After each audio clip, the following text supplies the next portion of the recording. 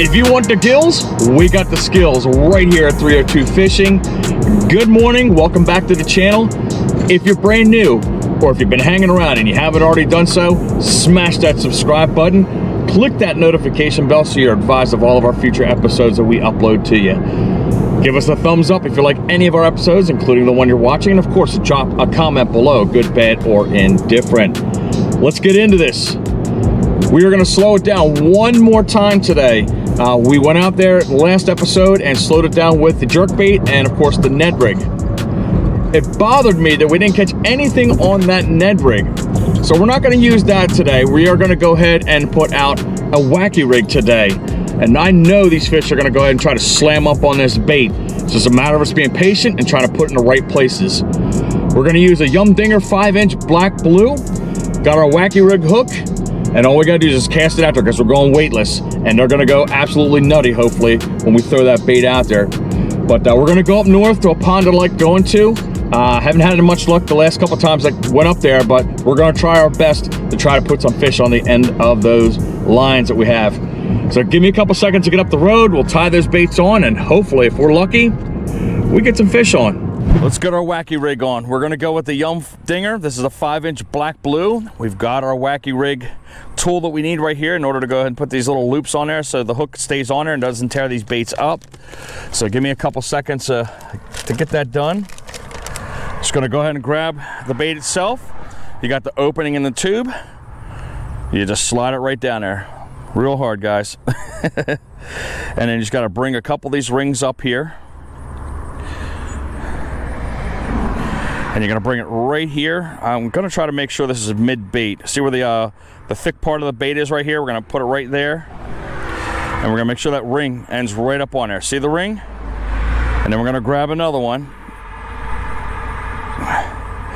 This thing's not too terribly expensive. $5, $6 I think it is. And you can get the replacement rubber bands that are on here too. So I'm gonna try to bring this across, and if you notice, I'm kinda putting this in an angle. Part of it's tucked up underneath inside of the tube, and we're gonna bring the other one across. So as it's coming across, it's gonna crisscross. Do you see the crisscross right there? That's what you want, because you're gonna bring your hook through this part into this part right here, and it's not gonna rip through these bands, and you're gonna have this bait for quite a while. So we're gonna put this in our pocket because we're gonna need this if we lose our bait or if we lose our hook. But we're gonna let our slack out. Sorry about all the traffic noise.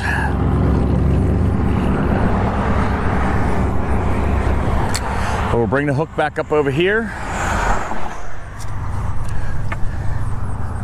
And I got a red hook. This is a regular old Wacky Rig hook.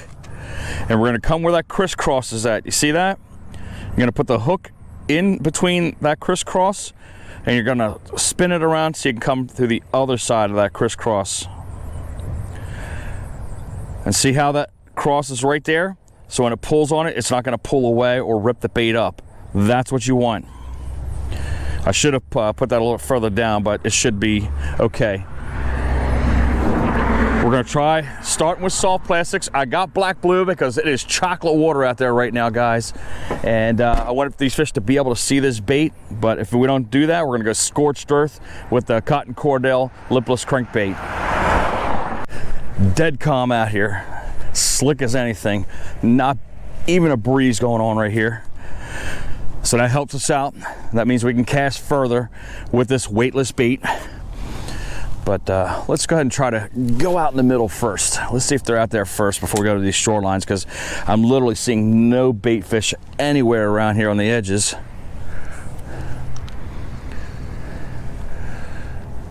But I would imagine, with as dark as this water is and as dark as that bait is, we should be able to get a bite or two.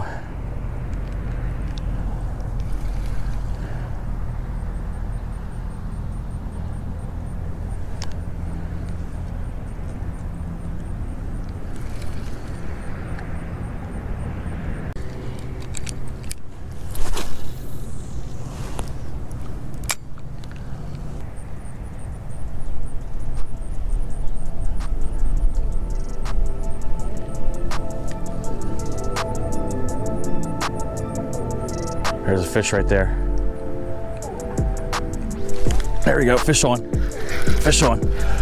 Oh, it's a nice one, guys. It's a nice one. Nice. All right. All right. All right. Way to start off. All right. Yes. Good 2, maybe 3-pounder, guys. Holy crap. There you go. That's a good way to start off, man, with a donkey.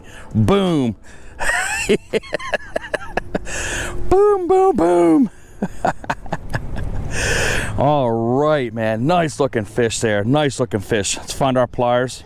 Well, probably don't even need them because it's barely in the top of the mouth. But we're going to get a quick weight on that. What a beautiful fish. Nice and cold. Woo. I'm going to guess 3 pounds.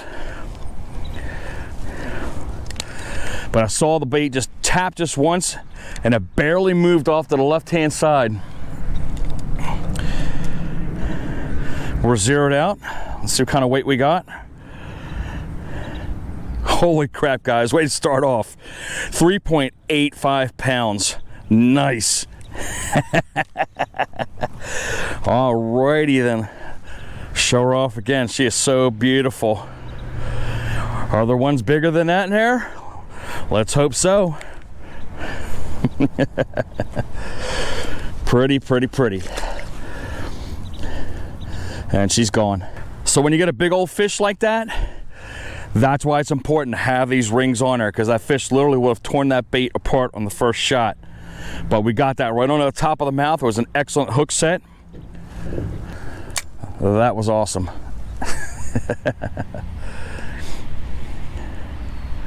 I picked the right color, man. You see how dark that water is, man. That thing is literally just fluttering really, really slow down to the bottom. If that's the only fish today, it doesn't matter to me, man. That's a good fish to have.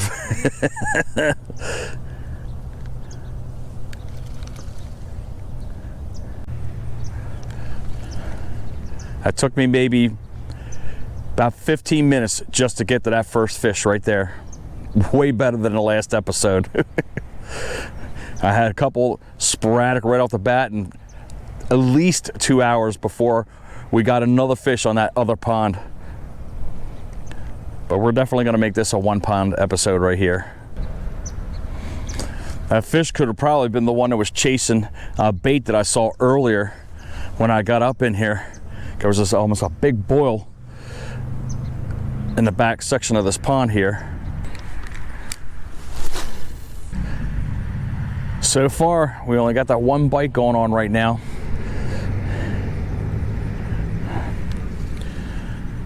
But we are in the shallow part of the pond right here. I'm sure once we get down the other end over here, we're going to pick a couple more up.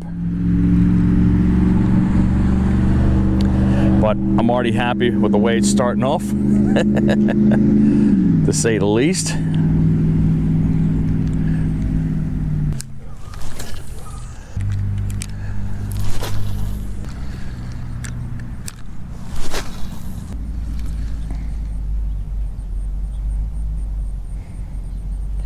So what I'm watching for is very subtle movements.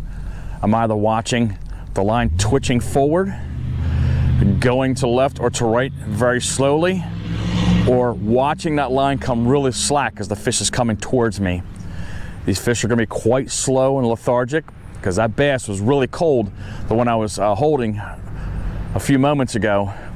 So I got a feeling they're sitting suspended right now, and they're not wanting to move much, so these baits are going to have to drop right in front of their noses, I'm sure. We'll throw a couple more casts over here, and then we'll go up towards the bend over here, try to throw more casts out there. See if we can try to get another bite on.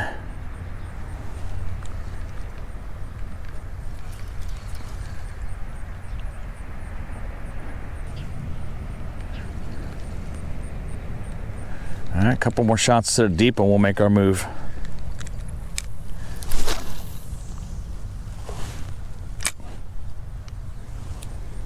Love it when it's so quiet out, you can hear the bait plop into the water.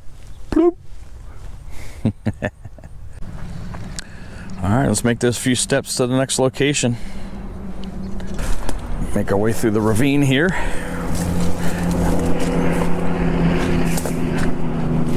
Normally we would stop and fish in this section here, but we're not going to go ahead and do that. We're going to go again where I feel the fish are going to be at in plentitude, hopefully. But we're going to walk over here right on the bend.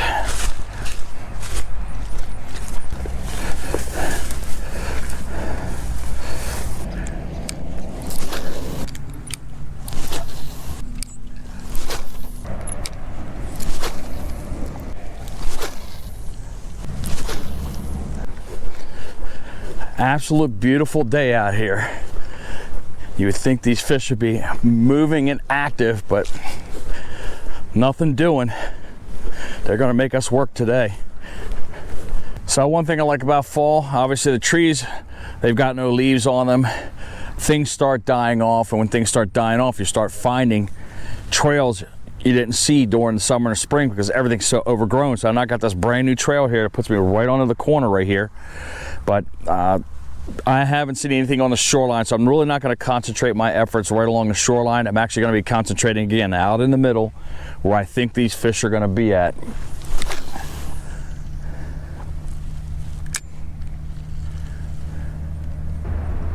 I'm going to be very frustrated if we come out of this section with not one fish, because there's got to be one over here, and I know one's got to hit this Wacky Rig.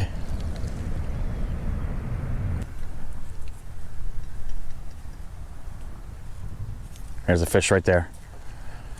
Fish on. All right, a little dink. All right, he's a fighter. Oh, quick release. All right. I knew there would be a fish over here. I just saw a little twitch on the line, and then the line just immediately pulled forward. That's hilarious.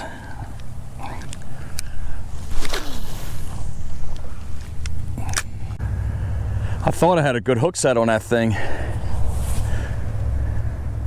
but he was fighting like he was a 5-pounder. All right, let's go dead center right here. Reel this up to the tip here, and we're gonna walk over about 15 feet. Here we go. Straight down the gut of the pond.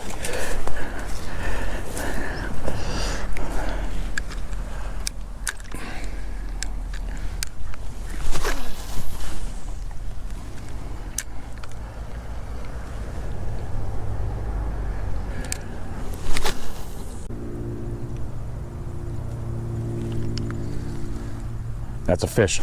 Oh my God, he broke me off. That was a big one, guys. That was a definitely big one. Oh shoot. It could have been that snakehead, man, because that thing just went crazy. Snapped that line clear. Had to retie my rig again. I think I might have had that snakehead because it cut that line clean.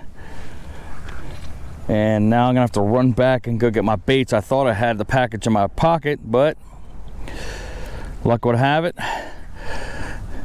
that I don't have it.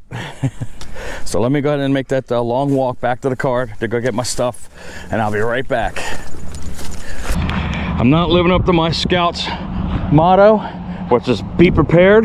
I thought I had it in my pocket, but I guess I didn't. So let's walk our way back over there again. One more geriatric walk here. We're gonna go ahead and rig this up again. We got the Wacky Rig worm. We're gonna put it in here, and you can see the smooth part that's right here, the tough part. That's where we're gonna have that band go on to, but we're gonna go not to this part, but to this part right here. That way I know it's pretty much almost dead center of the bait. And then we're gonna grab another band.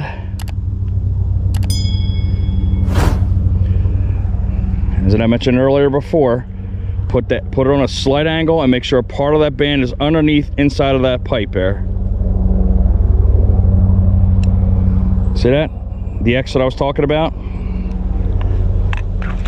And let's rig back up and see if we can try to get another fish without it being snatched off and cut in half. I think we'll have a little bit more better bite ratio now. I know it's in the center of the worm as opposed to the last time. We're getting caught in all kinds of dead foliage here.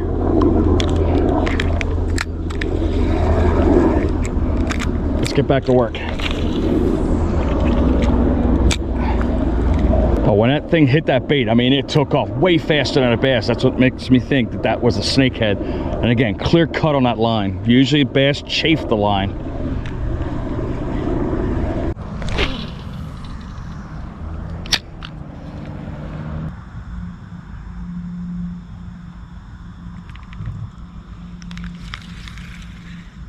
Ooh. Fish on, fish on. That's a good one. That's a good one. All right. Nice. There we go. That thing slammed that bait. Got the red lips going on. Perfect. Let's keep it going. Let's see if it starts picking up. She's gone. Wacky rig. It's like candy to fish. Just sits there and just hangs and flutters. So just to show you the importance of having your bands dead in the middle of that. See how that thing waves like that? That's kind of what it does exactly in the water right here. So when I was casting in the beginning, I had it off to the left-hand side, so it was kind of doing like a sideways thing. You want this thing to flutter and just flutter down just like that. Straight on down and straight on up, because that's what they're looking for. You're seeing all of that motion, but when I had it on that left-hand side, it was just like a dead stick just going down. So we did have a little bit more better response this way as opposed to the wrong way. So again, we're still trying to pick one up. Bite's still tough.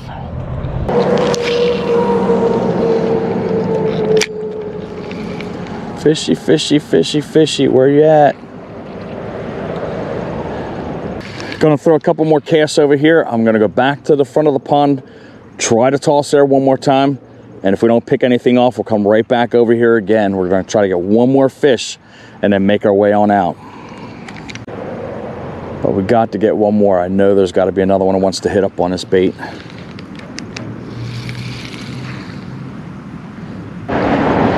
Looks like we got a fish on here, possibly. There we go. Little one. All right. We're not going to go out on a dink, guys. But we got another one. Perfect. These bodies of these fish are chilly as anything, man. Good Lord. Thank you, Dinky Doo. She's gone.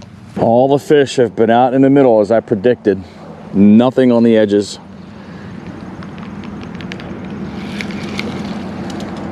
They're trying to stay down into that thermocline, which is the warm part of the water in the winter and fall. It's going to be cool up top, warm down on the bottom. And then when spring rolls around, it reverses.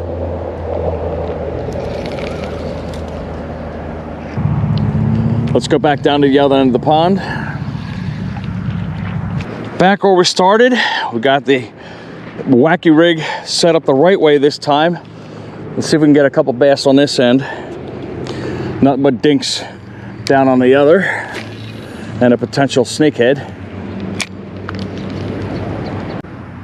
The wind has picked up. I'm sure you noticed that it's not dead calm like when we first got in here. As the sun goes higher, the wind starts picking up.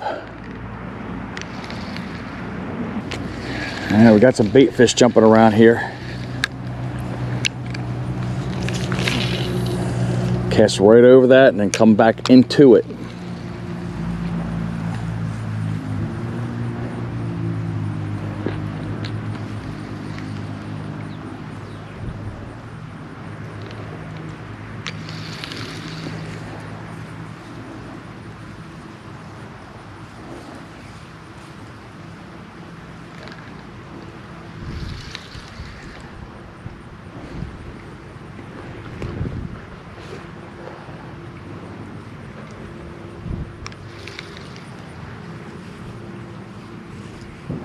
There you go.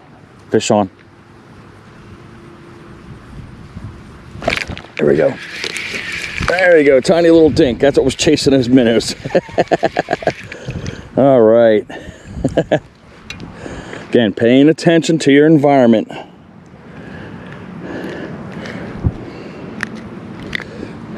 I want them to get bigger, not smaller. She's gone. Man, there you go, guys. Big splash way over there. Let's try to make our way around here, somewhere around this area, so we can try to cast over on that shoreline, because that was pretty close. Got all these wishes flying around.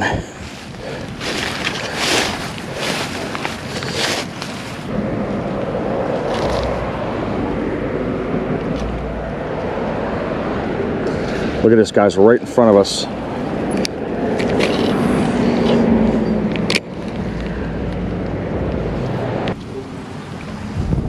Look, that fish swooped right up on the bait. He's got it, he's got it. Did you see that swoop? That fish came out of nowhere. Oh, quick release.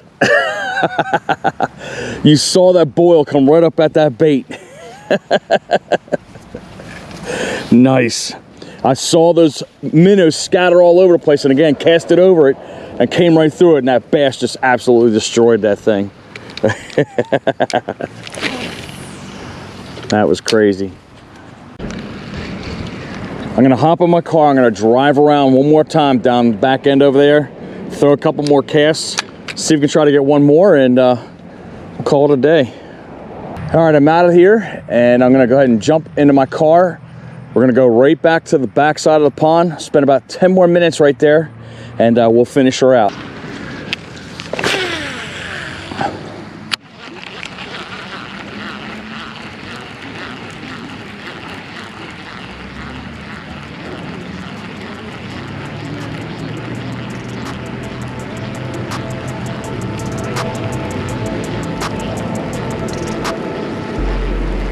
There's a fish right there.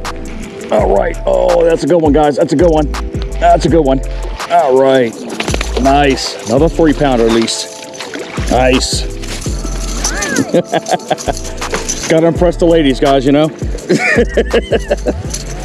All right, that's about a 3-pounder right there. I just decided to pick up the cotton cordell and throw it out there for a split second before I moved.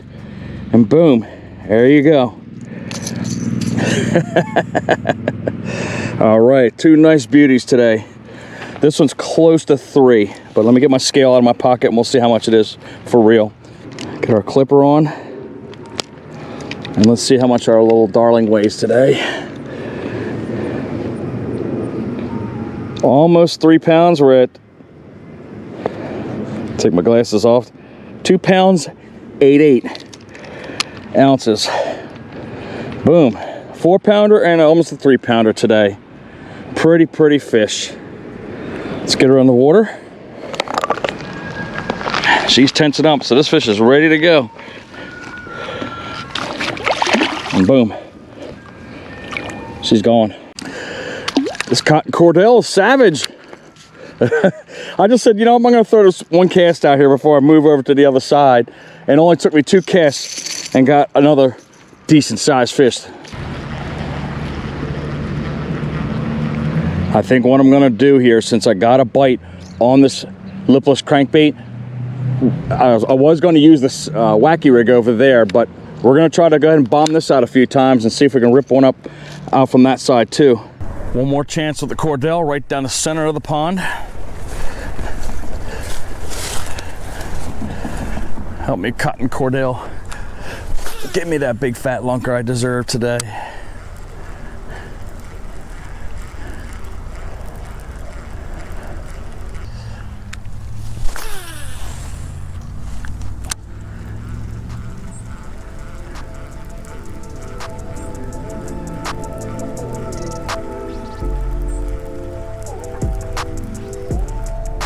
There's a fish right there, guys.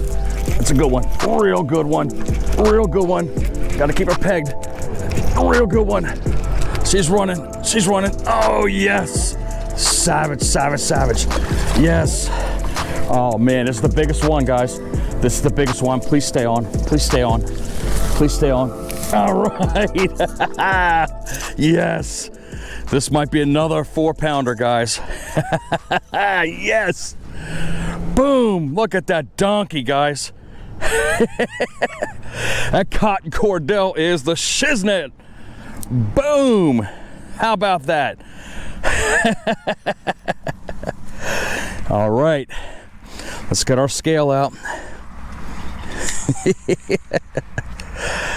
Doesn't take much to entertain me, guys. What do we got going on here? Almost just about the same weight as the other bass, 3.88 pounds. Nice. I am absolutely tickled pink. Boom. Let's get her on her way. I am out of my mind right now. All right. She's gone. Boom. Absolute productive episode, no doubt today.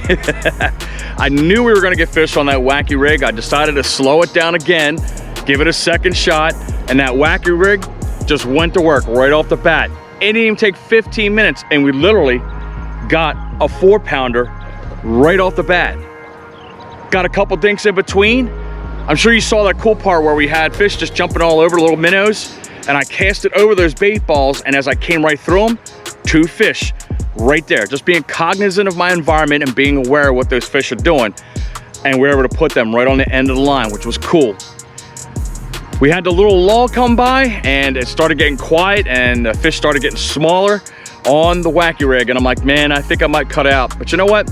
I'm gonna throw that cotton Cordell out one more time.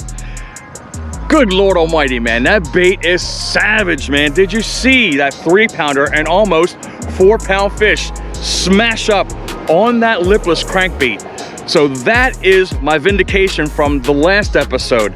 Still have the dull hooks on it, but we are gonna change those up. But I was able to pin those fish and bring them in. So I hope you guys enjoyed this episode, because I know I did, man. That last part put the juices right back into me. You can feel it right now through the screen.